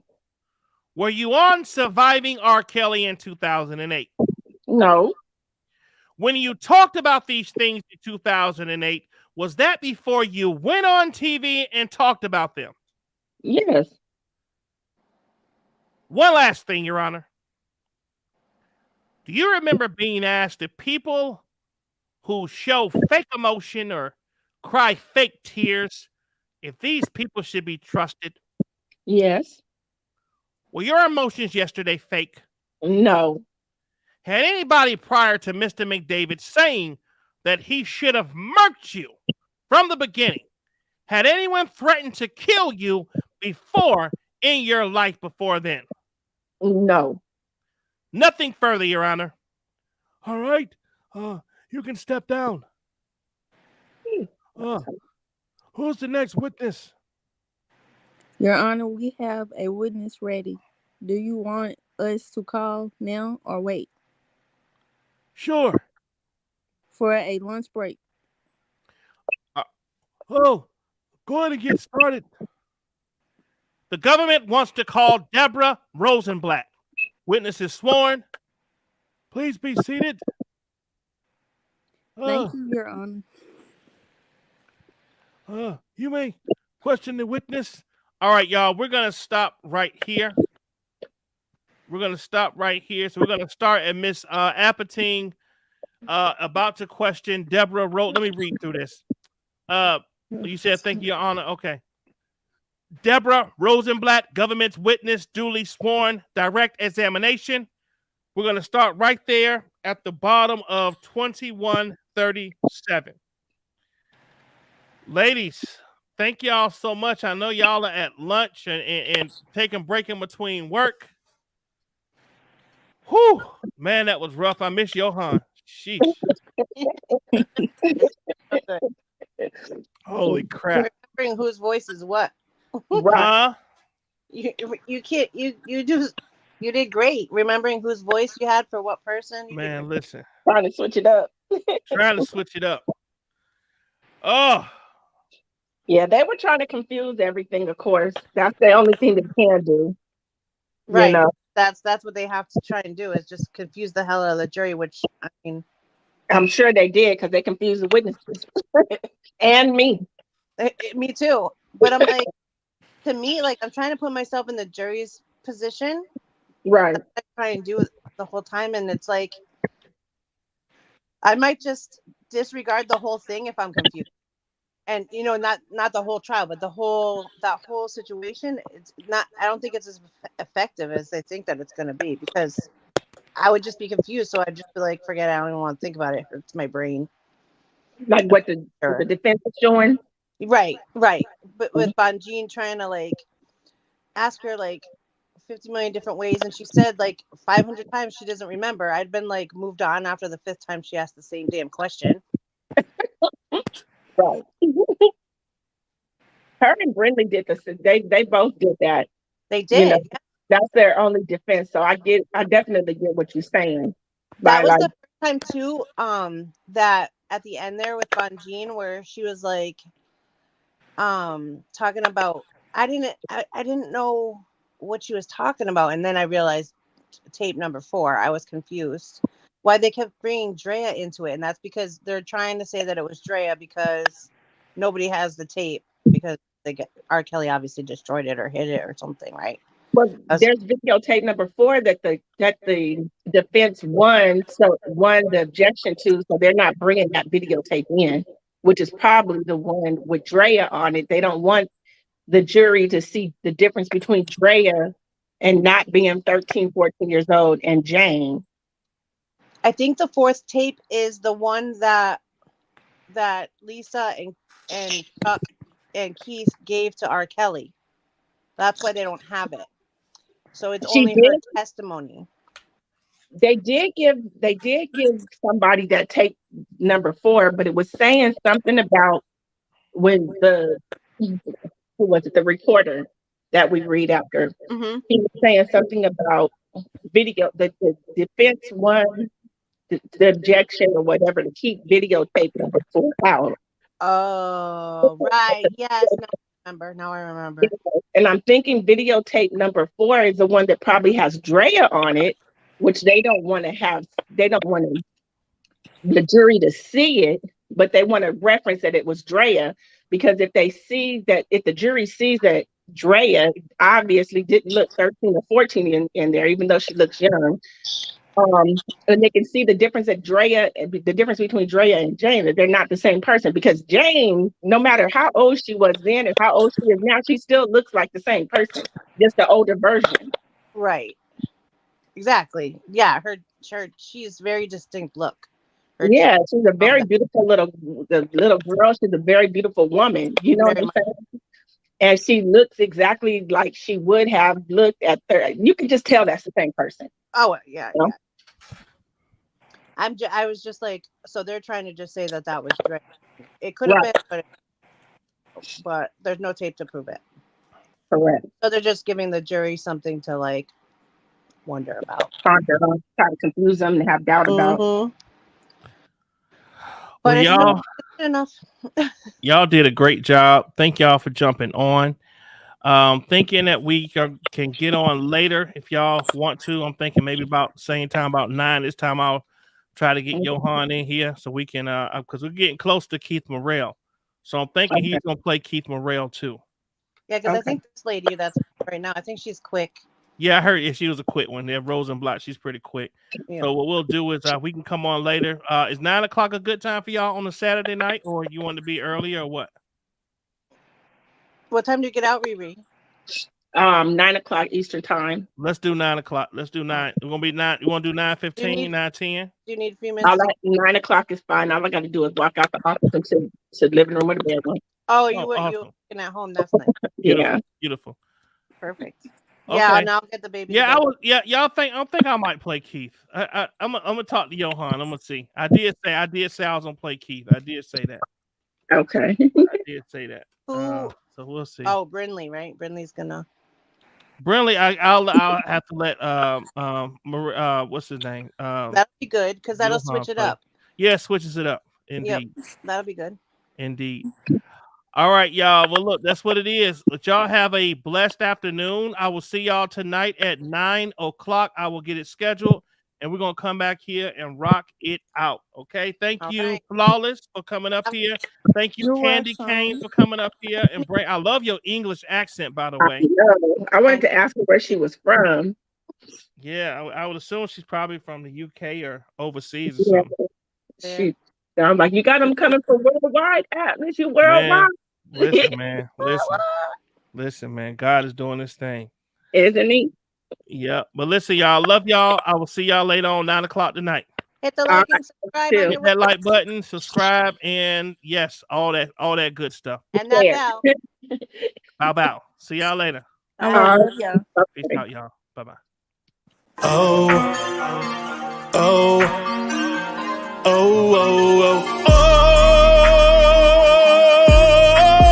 no. I don't need negative energy. Wrap me in positive synergy. I have been doubted through life. Been there and done that with trifling people who told me my style will not work. I told them they wrong. Been struggling too long. This song is for you. I'm proving you wrong. Get out my way. Get out my way. Get out my way. Get out my way. I'm a genuine person. Like if I love you, I love you. If I don't mess with you, I don't mess with you. It's as simple as that.